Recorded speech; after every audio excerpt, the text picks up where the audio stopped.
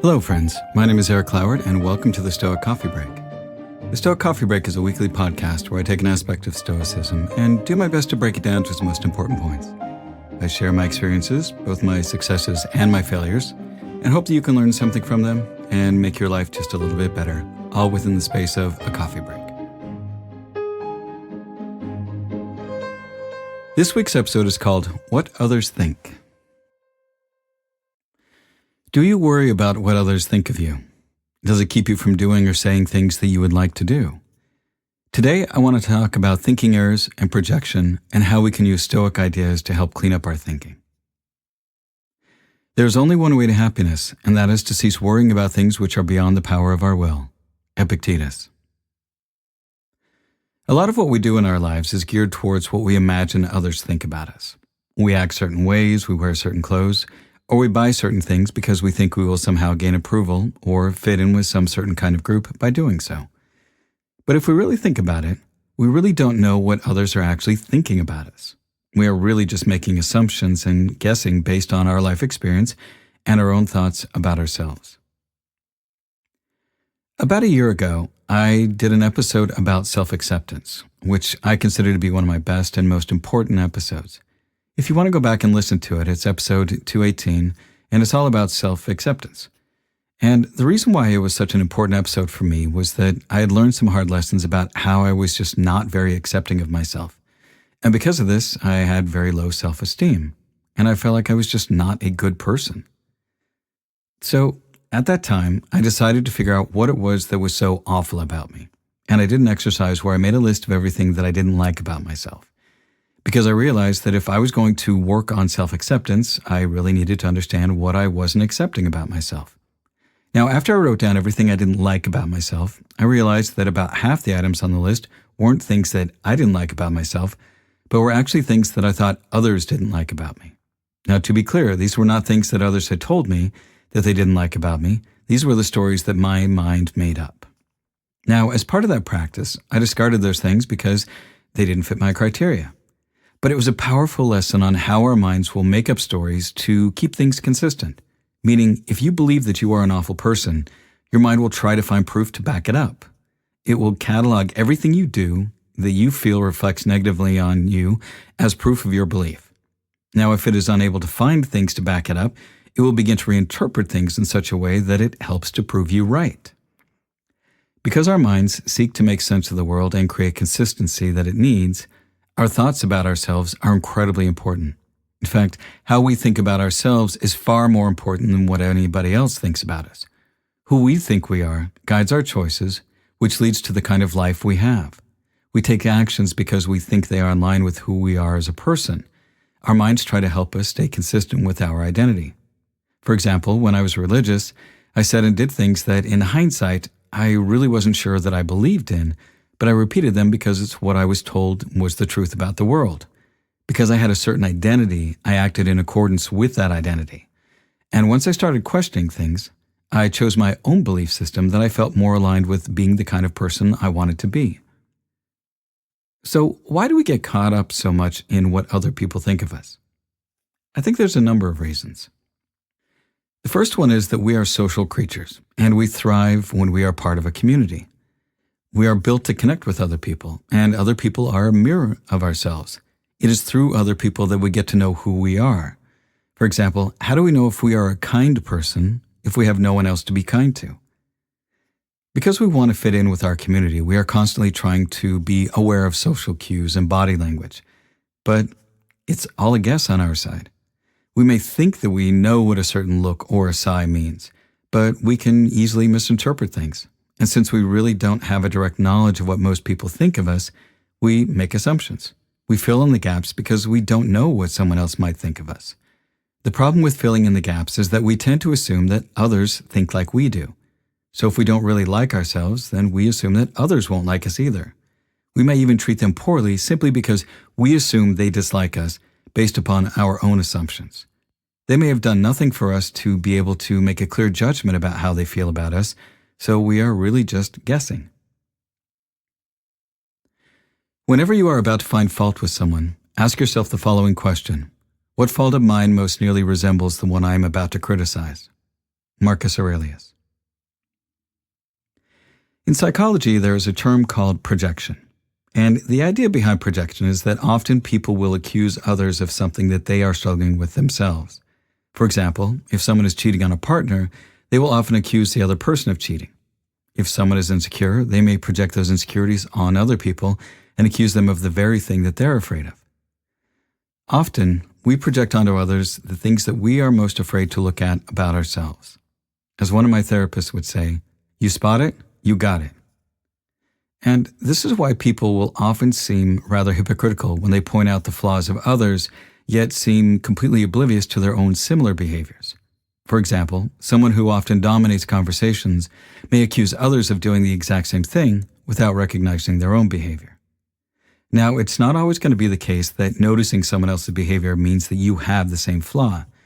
But if there's something that someone else is doing that really frustrates you, take a moment to see if you might be projecting some of your own thoughts, ideas, or fears onto this other person.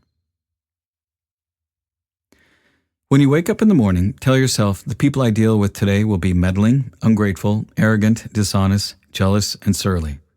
They are like this because they can't tell good from evil. Marcus Aurelius. The Stoics have long reminded us that what others think about us is not something that is under our control. We could be the kindest, most generous person in the world, and yet someone may form an opinion of us that is unflattering. Since we have no control over what they think of us, we need to get comfortable with others not liking us. They may even hate us, and there is little that we can do about it. It doesn't even matter why they dislike us. They could be misinformed. They may have reasons that really have nothing to do with us. Nonetheless, we need to recognize what is in our control and not let what others think of us change how we act. But if I'm being honest, it's hard to let go of what others think of us. Because we are social creatures, we get caught up in wanting to be liked, which is, again, something that is outside of our control. Anytime we do things to get others to like us, we are giving control of our happiness to someone else. So how can we get better about not worrying about what others think about us, and also be aware of the assumptions and projections that we make about others? Accustom yourself to attend carefully to what is said by another, and as much as it is possible, try to inhabit the speaker's mind. Marcus Aurelius. One thing we can do is to take time to be sure that we are basing our judgments of others off of the facts. If we aren't working off of what we actually know, there's a good chance that we are making unfair assumptions or projections. One way the projection showed up for me was with my former partner. When we would get into arguments, I would often accuse her of hating me or thinking all kinds of rotten things about me. Now, these were things that she had never even said, but were things that I thought about myself. And I would twist the things that she did say to make them sound as like she had said some mean or cruel things to me, all in an effort to somehow prove that I was as awful as she thought I was. Basically, I thought I was not a very good person, so I would unfairly project all of those thoughts onto her. Very little is needed to make a happy life. It is all within yourself, in your way of thinking. Marcus Aurelius. An important step to make progress in this area is to get to really know yourself. By knowing what you think of yourself and the world, you'll be more likely to notice when you project your thoughts or ideas onto others. So I talk a lot about meditation and journaling on this podcast. And the main reason is they are some of the best tools that we have for really getting to know yourself. I know that many people talk about how hard meditation is, and they're not wrong. Our minds are constantly noticing the world around us, as well as constantly moving back and forth from the past and trying to predict the future. Meditation is one of the best ways to exert your will over your own mind. It is how you get started in knowing what you are thinking. Awareness is the first step in any sort of change. And meditation is how you become aware of your thinking. And the more awareness we have of our own minds, the better we are able to direct our thinking. Now, when it comes to journaling, for me, I think of this as my third mind. So we all have that part of our mind, which is the observer, as well as the active part of our mind, which is more of the doer. And when you put your thoughts down on a page, then those thoughts are much easier to work with because you are no longer trying to remember them. It also gives space for the observer and the doer parts of your mind to work together. So when you start journaling, you'll start to make connections that you never made before. You may even hit on some deeper parts of yourself that may surprise you. When someone is properly grounded in life, they shouldn't have to look outside themselves for approval. Epictetus. After you get to know yourself, get to like yourself. We all spend so much time worrying about if others like us, but focusing on getting to like yourself is much more productive.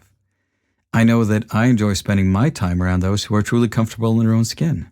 They're happy with who they are, and so anyone else's opinion of them doesn't change how they feel about themselves. They also don't feel the need to tear down anyone else to make themselves feel better. Getting to like yourself is also something that you have control over. You can decide to like yourself at any moment and immediately boost your mood. Now, I know this is not always an easy thing, and I know that I myself get caught up in some negative thought loops about how I'm not a very good person or that people shouldn't like me for all sorts of reasons. And usually it's because I have some expectations that I think I have to meet in order to be considered a good person. And I'm working on letting go of this way of thinking and just accepting myself for who I am. And if this is something that you struggle with, I highly recommend listening to episode 218, which I mentioned before. It's called Accept Yourself. And doing the exercise that I talked about was a real game changer for me, and I think it can be for you as well. The tranquility that comes when you stop caring what they say or think or do, only what you do. Marcus Aurelius.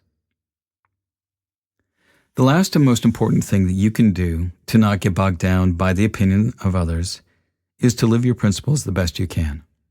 How we live our lives is one of the only things that is truly under our control.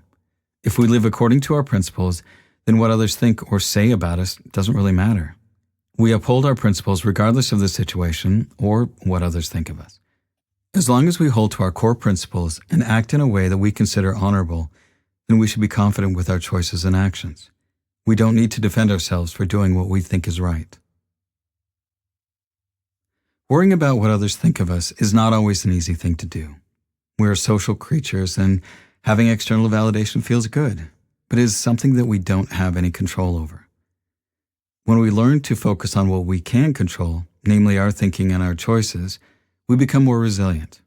When we improve our own opinion about ourselves and like ourselves, then what others think of us has far less of an impact on us.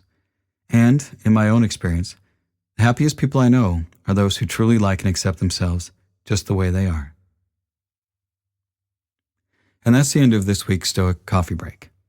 Be kind to yourself, be kind to others, and thanks for listening.